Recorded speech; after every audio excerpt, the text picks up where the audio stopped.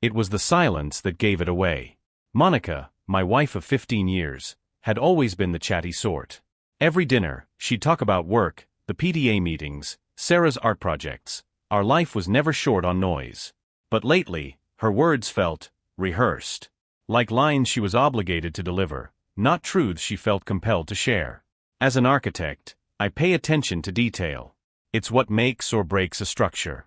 Cracks might not seem like much at first, but leave them unchecked, and the whole thing collapses. That's what my marriage was becoming, cracked and unstable. The discovery was almost accidental. A misplaced phone, an incoming message from W. I had no reason to suspect anything. Wesley, my younger brother, wasn't someone I associated with secrets. But as I stared at the text on Monica's screen, last night was incredible. Same time next week. I felt something inside me shift. I could have confronted her then and there. The rage boiled up like a storm threatening to topple everything in its path. But I didn't. Maybe it was the architect in me, but I needed to see the whole blueprint before I made my move. I began to watch. To listen. Monica's late nights at work became more frequent, and Wesley suddenly seemed to have endless reasons to drop by. Every puzzle piece fit into a picture I didn't want to see but couldn't ignore. They thought they were clever, that they'd hidden it well. They didn't realize they were leaving breadcrumbs for someone like me, someone who noticed every crack, every flaw. It wasn't just the affair that gutted me. It was the betrayal of two people I trusted most. Wesley, the brother I'd practically raised after our father died, had been my shadow growing up. And Monica? She was supposed to be my partner, the person who'd stand by me no matter what. This wasn't a mistake. This was a calculated choice, a decade-long charade. But what cut the deepest was Sarah, the daughter I'd raised, whose art filled our home and whose laughter had always been my solace. Could she be Wesley's? The thought was a knife twisting deeper with every passing day. I didn't confront them, though. I started planning. Not an impulsive blow-up, but something meticulous and enduring. They'd spent years building their lies. I'd take my time dismantling them. One brick at a time. It started small, subtle things really. An extra business trip for Monica, an out-of-town meeting for Wesley. I knew the affair had been going on for years, but I needed to be sure of how deep it ran. The more I observed, the more I realized how much they thought they had it under control. Monica would roll her eyes when I asked about her day, brushing off my concerns with a practiced smile. Wesley, on the other hand, became even more insufferable in his attempts to feign innocence. But the cracks, they were everywhere. One night, after Sarah went to bed, I followed Wesley to his car. He hadn't seen me coming, and for a moment, I just watched. He wasn't in a rush to leave, taking his sweet time, almost as if he knew I was watching. That's when I saw it, his phone screen lighting up with an incoming message. We need to talk about Sarah. It's getting harder to hide. I had seen enough. I let him drive off and spent the next few hours on my computer, doing what I do best, digging. I had my suspicions about Sarah's paternity for a while, but I needed evidence. What could I use to shake their world to its core? A DNA test would be the easiest way to confirm it, but I needed to prepare the ground first. I knew Wesley's life, his habits, his preferences. We were close once, after all. I could leverage that, use it to destroy the foundation they thought was so unshakable. My first step was to ruin the financial stability they had built with their lies. I knew Monica and Wesley had a joint investment account they shared, hidden under the guise of family expenses. I made a call to our financial advisor, pretending to be Monica. I ordered a complete transfer of funds into a different account, one I controlled. The next day, Monica came home to find her credit cards frozen, her savings account emptied. She was furious, storming around the house, demanding answers. I let her rage, silently enjoying the chaos unfolding. She'd never even notice how methodically I was dismantling her life. Every move I made was calculated, and the beauty of it was she would never see it coming. Wesley tried to smooth things over, of course, but I could see the panic in his eyes. He knew something was wrong but couldn't figure out what. He called me, pretending to care about the situation with Monica's accounts. But the way he said my name, so forced, so unconvincing, I almost laughed. This wasn't about money, it was about control. Power. By the time I was done, Monica's bank account was drained. Wesley was on the brink of losing his job due to a miscommunication I had arranged with his boss, and their joint investments were scattered like broken glass. They would have nothing to fall back on when the truth finally came crashing down. But I wasn't done yet. I was building something bigger than revenge. I was building a legacy of truth that would eclipse their lies. Sarah, poor thing, was caught in the middle of this mess, unwittingly used as a pawn in their twisted game. She had always been talented, a gifted artist, but she lacked the direction and support Monica and I had once provided.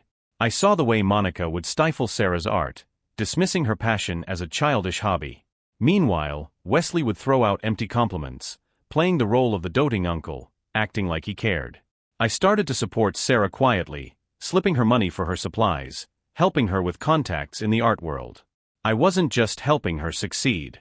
I was making sure that, when the time came, she would have everything she needed to leave behind the world Monica and Wesley had constructed for her. Soon, Sarah was getting attention for her work. Her paintings, filled with raw emotion and haunting depictions of truth and deception, began to resonate with the art community. The themes in her work were almost prophetic, unintentionally exposing the lies around her. Her first exhibition went viral. Art collectors who once ignored her now fought for her pieces. Her talent was undeniable. Monica, of course, hated it. She saw her daughters rise as a threat. At first, she told Sarah her art was too dark for the public to appreciate, but when the offers started pouring in, she tried to take credit for Sarah's success, as though her indifference to Sarah's dreams had nothing to do with her daughter's struggle. But Sarah wasn't fooled.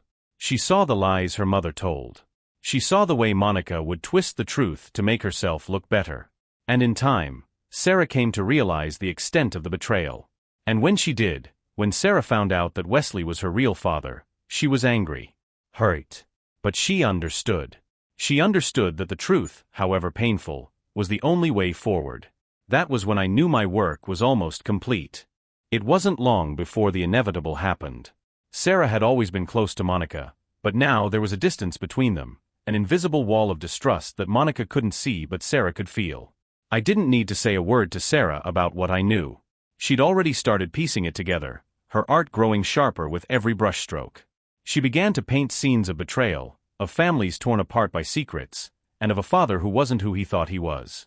Monica didn't notice, or maybe she didn't care. She kept telling herself that things would get back to normal, that Sarah would come around, that we'd go back to being the perfect family. She was so wrapped up in her own self-pity and pride that she missed everything right in front of her.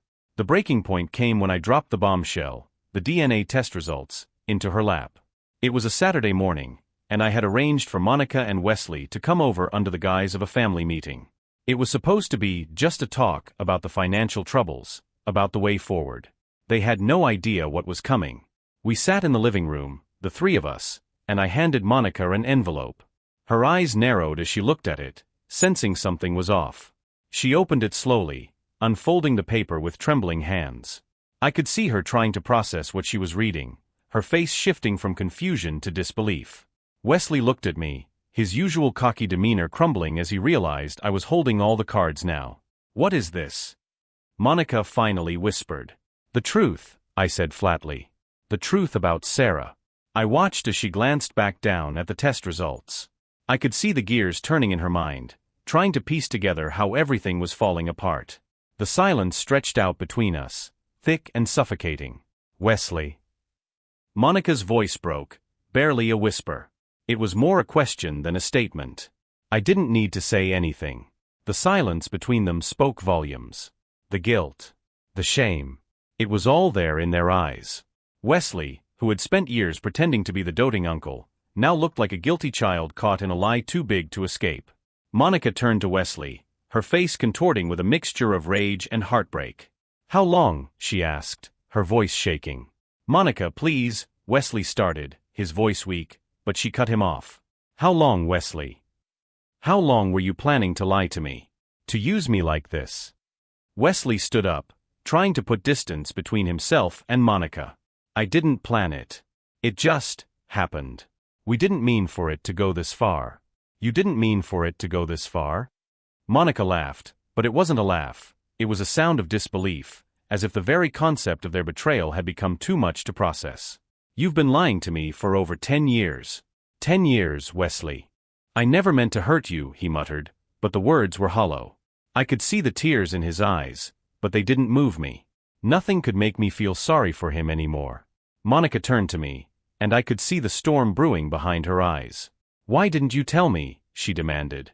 "Why didn't you tell me what you knew?" "I wanted you to feel it," I said, my voice calm, cold. "I wanted you to see how it feels to live with a lie. To see how you've been destroying everything around you." She scoffed, shaking her head. "And you think this is going to fix things? You think this is what's going to make everything right?" "No," I replied, standing up, my voice steady. "But it's what will make it right for me. For Sarah." Monica's face twisted in confusion. "What do you mean, for Sarah?" she asked. "This isn't about her. This is about you and me, and you have to understand that I've been through enough to." "It is about Sarah," I interrupted. "She deserves to know the truth, just as much as I did. I'm done lying to her. I'm done protecting both of you from the consequences of your actions." And that was when I saw it, the moment Monica realized she had lost. She had always thought she could control everything, always thought she could keep her family in the dark while doing whatever she wanted. But now, with the truth out in the open, the ground beneath her feet had shifted, and the wall she'd built came crumbling down. "I didn't want her to know," she whispered, her voice trembling. "I didn't want Sarah to ever find out the truth." "Well, she did," I said.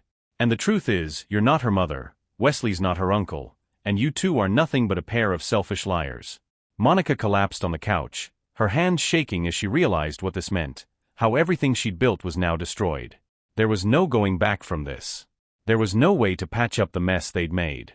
I had been waiting for this moment, watching them slowly burn their own lives to the ground, and now that the truth was finally out, they had nothing left to hold on to. The days after the truth came out felt like living in a storm. Monica and Wesley's world crashed down around them. Monica tried to regain control, throwing out apologies that rang hollow, but she was too late. Sarah, devastated by the revelation, lashed out at both of them. I let her scream, let her process it all in her own way. I couldn't fix her pain, but I could stand by her while she figured it out. Monica attempted to cling to the family she thought she still had, threatening to take Sarah and leave, but Sarah wasn't having it. She'd already started to distance herself, seeing Monica for what she truly was, a liar and a manipulator. Wesley, realizing his role in all this, tried to turn the tables on me, blaming me for ruining everything. But his words were empty. He had no power anymore. I was steps ahead of them both. I used my knowledge of their lies to destroy their financial foundation, exposing every dishonest deal, every illegal move they made to cover their tracks.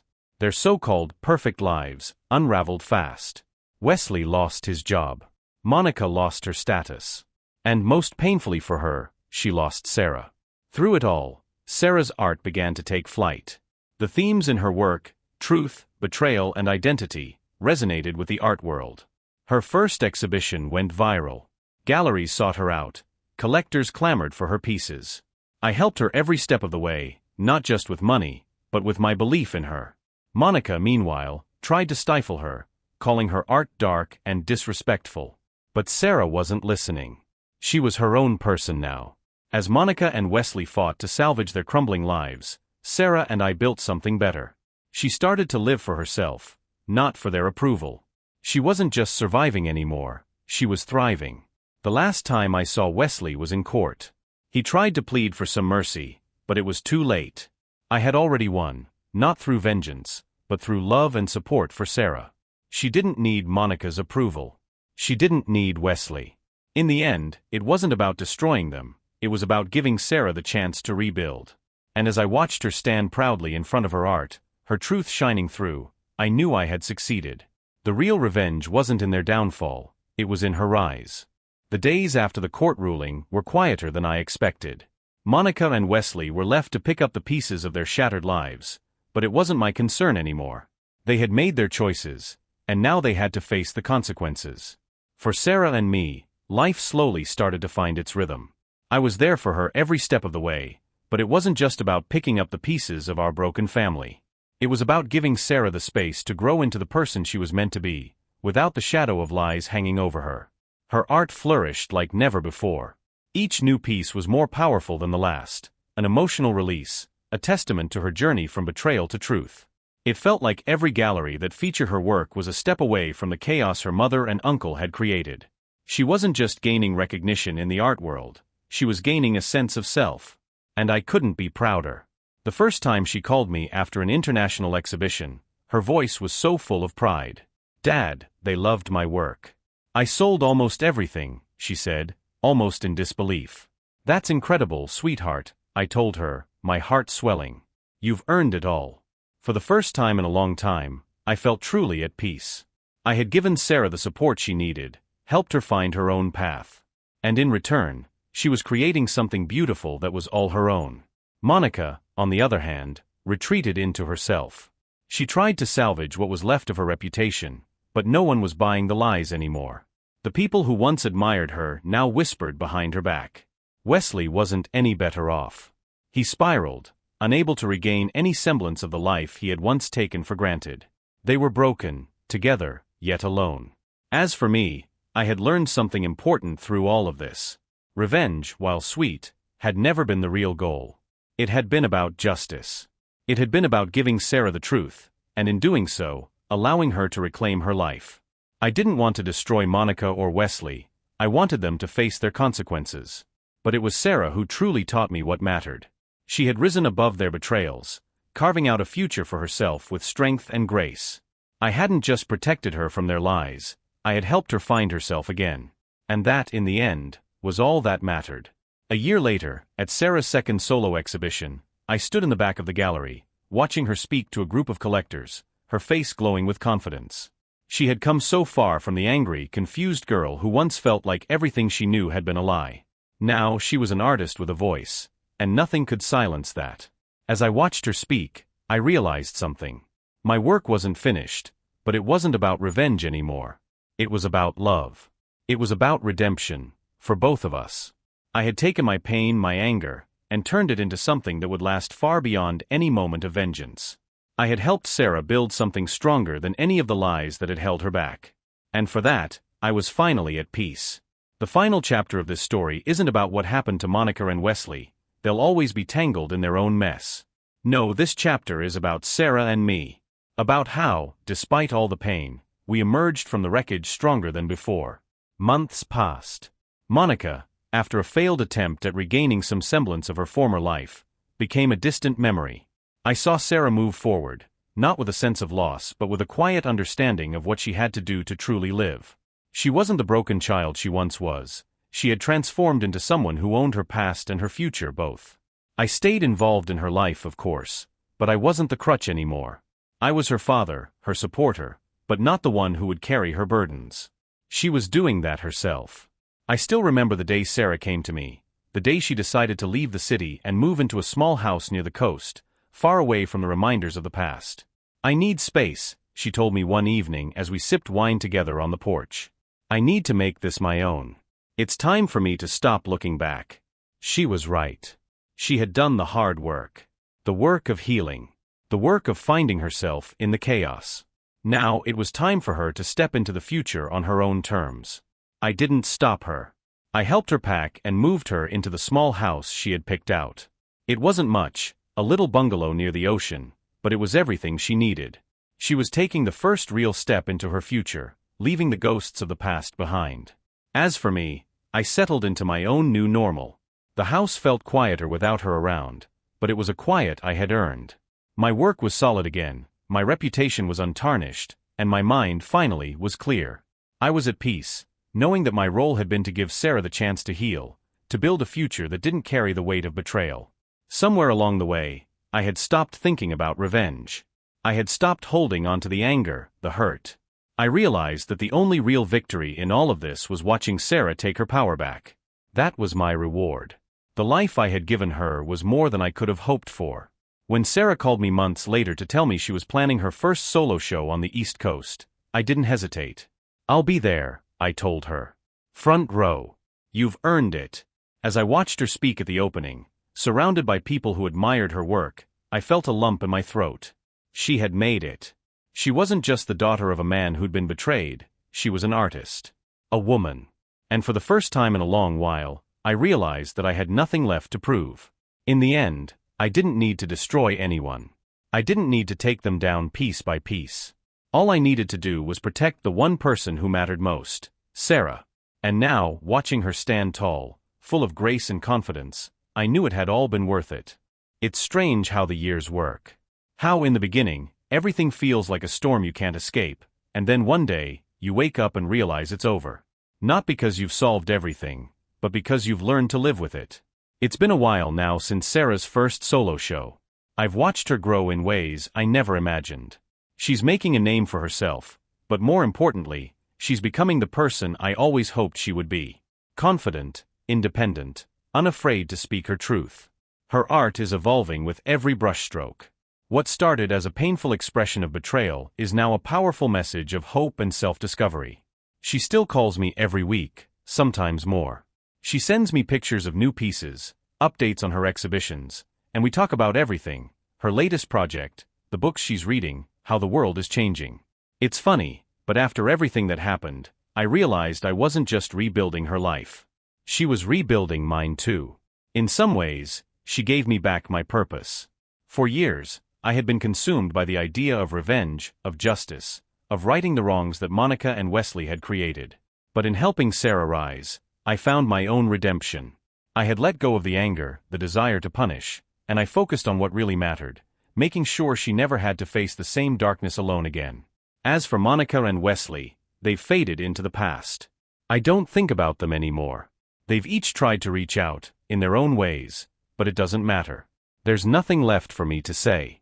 I've built something stronger than their lies ever were. Last month, I visited Sarah at her new studio by the beach. She'd been working on a series of paintings that, as she put it, were about finding the beauty in broken things. When I saw them for the first time, I almost choked up. They were everything I'd hoped she would become, strong, raw, unflinching, yet beautiful. We spent the day walking along the shore, talking about the future. She talked about wanting to travel, maybe paint in Paris, or explore the art scene in Tokyo. I could hear the excitement in her voice, the promise of endless possibilities. She was going to live her life on her terms, and nothing was going to stop her. "Dad," she said as we watched the sunset, "thank you. For everything. For not letting me drown in their lies. For showing me that I could be more than just their mistake." I smiled, swallowing the lump in my throat. "You've always been more than that, Sarah. You were always meant for greatness. I just helped clear the path."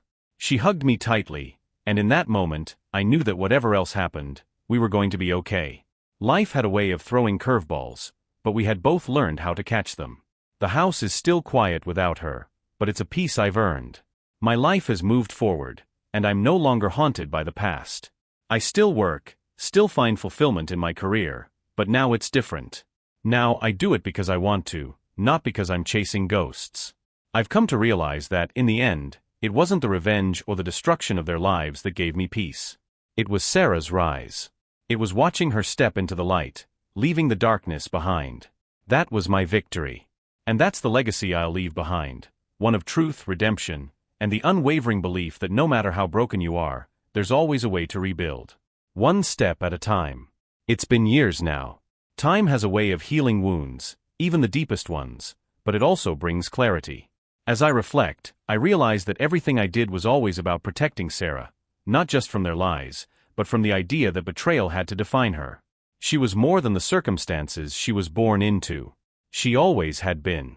She's thriving now, her name is known in the art world, and her work has earned the kind of recognition I never thought possible. She's no longer the angry girl I first saw after everything came out. She's strong, independent, and passionate, and most importantly, she's free. I've learned to live with my past, too. I don't wake up every day thinking about Monica or Wesley. They're distant memories now, faded, irrelevant. I don't need them to apologize or admit what they did. I've already moved on. My focus is on the present and the future, on Sarah and the life we're building together. A few weeks ago, Sarah called me from Paris. She had gone there for a month-long exhibition, and I could hear the excitement in her voice. "I'm finally doing it, Dad. I'm living the dream." I smiled, knowing what she meant. She wasn't just chasing a dream, she had created her own. When I visited her studio last, I noticed something different. She had a new series of paintings up, more vibrant than before. As we walked through the gallery, she pointed to one, a large abstract piece. "This one's for you," she said. "For everything you've done for me." It was powerful, raw, and beautiful, everything I had hoped for her. In that moment, I felt like I'd done something right. Maybe the revenge I sought wasn't necessary after all. Maybe, in helping Sarah find her way, I had found mine too. So the story ends here for now. I still see Sarah, and we still talk every week. The past will always be a part of us, but it no longer defines us. I've learned to embrace what I've done, and in the end, I'm proud of the man I became. Not because I destroyed anyone, but because I built something that mattered. Something that will last. Life goes on. And for Sarah and me, it's just beginning. It's funny how, with time, things just settle. The noise of the past fades into something almost distant. I still think about Monica and Wesley sometimes, but not with anger. It's more like the memory of a storm you survived, unavoidable, but now just a part of the landscape. I've learned that letting go isn't about forgetting. It's about moving forward without being held down by the weight of the past. Sarah's life is her own now. She's settled into a rhythm of her own choosing, balancing her art with the peace she's found within herself. She's been traveling a lot lately, Paris, Tokyo, even New York, but she always makes time to call. And when she does, it's not to recount old stories. She talks about the future, the next show, her new ideas. It's the conversations I always dreamed of having with her. The last time I saw her was at her gallery opening in New York. The place was buzzing with people, collectors, critics, but all I could see was Sarah, standing in the middle of it all, confident and at ease. She gave a speech that night, thanking her mentors and supporters, and then without skipping a beat said, "But most of all, I want to thank my father, who taught me that truth is the only thing worth fighting for." I didn't expect the lump in my throat. But there it was. That was my redemption, her success, her strength. Not because I orchestrated it, but because I gave her the space to be herself. Life isn't perfect. We all still carry our scars. But it's a quiet kind of peace that I have now.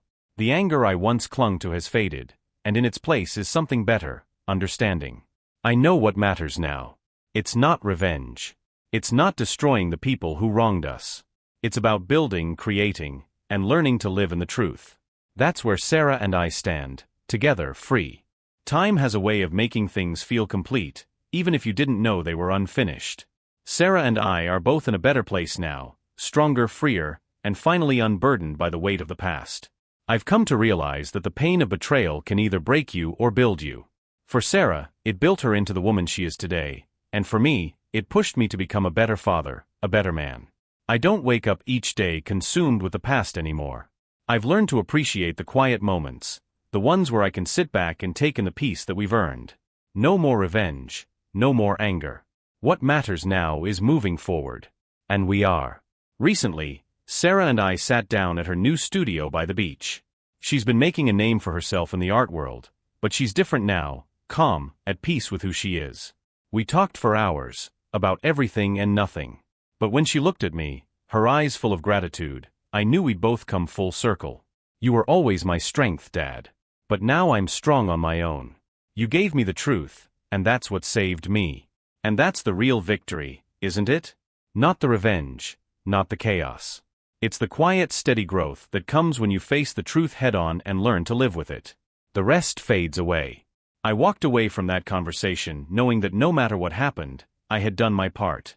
Not by destroying the ones who betrayed us, but by giving Sarah the love, the truth, and the strength to rise above it all. It's strange, you know, how life shifts without you realizing it. I never thought I'd look back and feel peaceful. For years, my every thought was consumed with what had happened. Monica, Wesley, Sarah's truth, and the path of revenge I carved out. But over time, I've realized that the quiet moments are the ones that carry the most weight. Not the battles, not the confrontations, but the moments of peace that come when you let go of the things you can't control. For Sarah, it's been about finding her own way. And for me, it's been about letting her go in a sense. Not physically, she's still my daughter after all, but emotionally. Watching her grow into herself has been both freeing and bittersweet. She no longer needs me to fight her battles. She's doing that on her own, standing tall with every step she takes.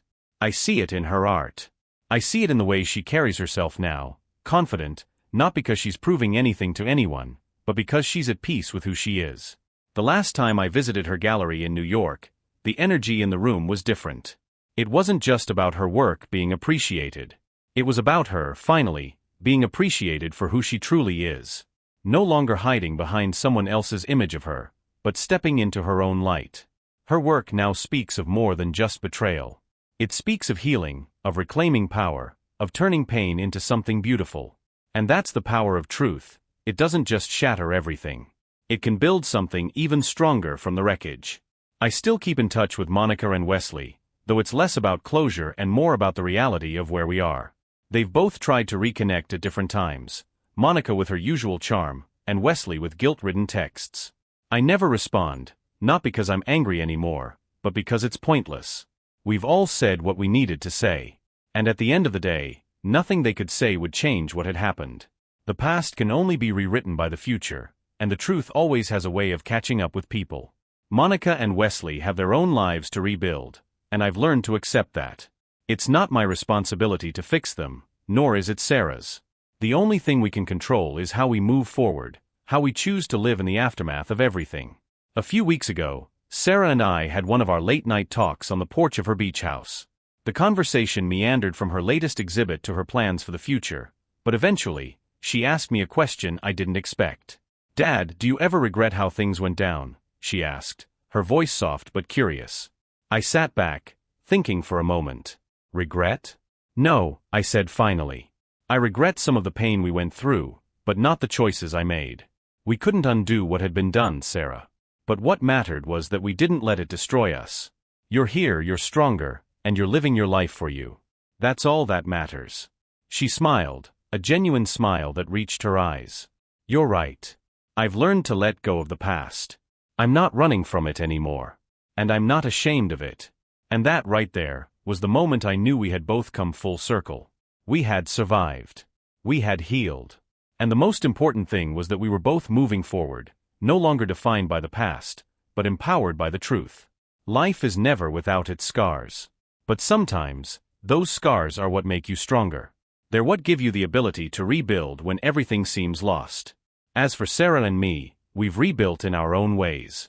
And in that rebuilding, we've found peace. Not just with the world around us, but with ourselves. This isn't the end of the story. It's just the beginning of the next chapter, one where Sarah and I continue to create, to live, and to grow. And for the first time in a long time, I feel truly free. Free from the anger, free from the need for revenge. Because in the end, what truly matters is not what you lose, but what you gain along the way. It's been months now, and the peace I once thought was fleeting has become a steady part of my life. Sarah is doing well, and I'm proud of the woman she's becoming. I don't need to keep fighting battles for her anymore. She's stronger than I ever expected. But that's what I've always wanted for her, to be her own person, not weighed down by anyone's choices or mistakes. I've learned a lot in the last few years. How to let go. How to stop trying to fix things that can't be fixed. Most importantly, I've learned that healing isn't linear. It's messy, unpredictable, and painful at times. But it's also powerful. What I thought would break me ended up building something even stronger. And what's more, it gave me something I never expected: peace. Sarah has built her own future, one that's free from the shadow of betrayal. She's traveled the world, showcased her work in cities I never thought we'd be a part of, and found herself not just as an artist, but as a woman who's confident in her own skin. And through it all, she's kept a piece of her heart for me. For the father who never stopped believing in her. I haven't heard from Monica or Wesley in months. There are no more texts, no more calls. I think they've realized we're done with their drama. I don't hold anger toward them anymore. They have their lives, and I have mine. The only thing that matters now is that Sarah and I have moved past their mistakes. We don't need their apologies. We've built our own version of the future, one where the past no longer defines us. And that's a victory in itself. As I sit here, watching Sarah work on her latest piece in her studio, I realize how much has changed. The anger is gone. The hurt is faded. What remains is the quiet satisfaction of knowing we've turned something painful into something beautiful. We don't need revenge. We don't need closure from anyone else. We have everything we need right here, together. This is our new beginning. And this time, it's ours to shape. A few weeks ago, Sarah called me with some news that I hadn't expected, even though, in hindsight, it seemed inevitable. She was moving to Paris. Not for a show, not for a short-term project, but to live, really live. She'd found a little apartment by the Seine, a place that felt like it was calling her. "It's time, Dad," she said, her voice steady but excited. "I need to grow in ways I can't hear. I'm not running away, but it's time to step into a new chapter. On my own terms." At first, it felt like a punch to the gut. After everything we'd been through, I didn't want her so far away. But then I remembered something I've come to learn over the years. Healing doesn't just come from surviving. It comes from living, from pushing boundaries, from being brave enough to leave the past behind and start something new. I was proud of her. I've always been proud of her. But this felt different. This was the moment where I had to let go completely. Sarah didn't need me to hold her hand anymore. She had found herself. As for me, I've come to understand that peace isn't something you just wait for. It's something you build every day. It's the quiet mornings I spend drinking coffee in my garden, knowing my life is no longer defined by the chaos of the past. It's the late-night calls with Sarah, hearing the excitement in her voice as she tells me about her latest painting or the friends she's made in Paris. It's knowing that no matter where she is in the world, she's living her truth. I still get those occasional updates from her, photos of her paintings, news of her new exhibitions, and sometimes just a "Dad, I miss you." We don't talk about Monica or Wesley anymore. There's no need to. The past has been settled, in the most final way possible. I know there are still people out there who would say I should have confronted them, should have forced Monica and Wesley to face what they did. But I don't regret my approach. I didn't need them to apologize or suffer for their mistakes. The real freedom came from how I chose to raise Sarah, how I supported her in finding her own path. Now Sarah is free, free from the weight of their lies, free from the past that tried to define her. And I'm free too. Free from the anger that used to consume me. Free from the bitterness that used to keep me up at night. We both are. We've each found a way to step out of the shadows and into the light. I've learned that life is a series of chapters, some painful, some beautiful, some messy. But each one is necessary.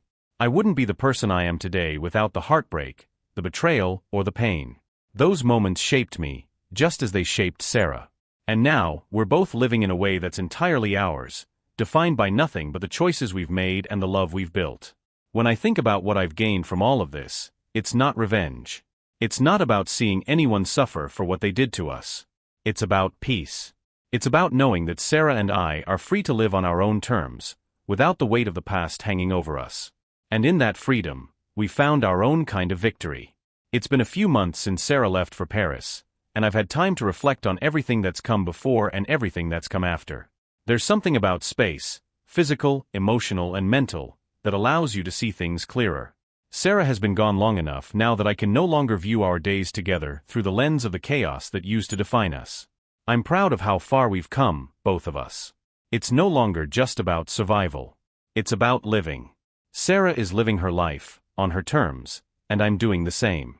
And I think for the first time in years, I can say that I've found a sense of fulfillment that doesn't depend on the past. It doesn't depend on any apology from Monica or Wesley. It doesn't depend on anything except what I've built for myself and what I've given to Sarah. Sometimes I sit in my office, watching the sunset through the windows, and I think about the journey. The messy, painful, but necessary journey. There were moments when I thought I wouldn't get through it. There were times I thought I'd lose Sarah in the process. But now I see how all of it, the hurt, the struggle, has shaped both of us into something better. Something stronger. Sarah still calls me almost every week, and those calls are the highlight of my days.